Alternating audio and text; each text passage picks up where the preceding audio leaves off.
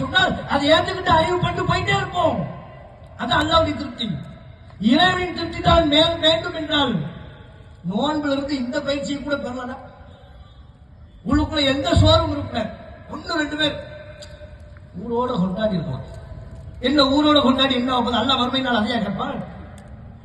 நான் எந்த நாளில் சொன்னேனோ அந்த நாளில் நீ கொண்டாடினாய. நீங்க ஒரு விஷயத்தை தெளிவாக புரியணும். இதுதான் நபி வழி என்று தெரிந்து விட்டதற்கு பிறகு நீங்களும் உங்க குடும்ப உறுப்பினர்களும் பெற பார்த்துட்டீங்க. எங்க கிட்ட வந்து சொல்றீங்க, நாங்க ஏத்துக்கல. இப்ப நீங்க என்ன செய்யணும்? உங்கள் ஒரு குடும்பம் மட்டும் தனித்து விடப்பட்டால் கூட, உங்க அறிவிப்பை யாருமே ஏற்றுக்கொள்ளவில்லை என்றால் கூட நீ பெருநாள் கொண்டாடிட்டு போங்க. ஏன்? மார்க்கம் அப்படித்தான் சொல்லுது.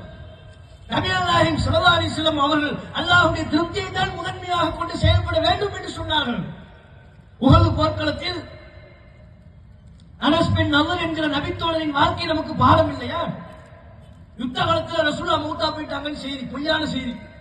அதை கேட்டு பல பேர் புறமுதுகிட்டு ஓடி வராங்க. இனிமே நம்ம யுத்த காலத்தில் நின்னா என்ன ஆக போகுது, போர் நடந்தா என்ன நடக்காட்டி என்னங்கிற சிந்தனைக்கு வந்துட்டாங்க பல பேர்.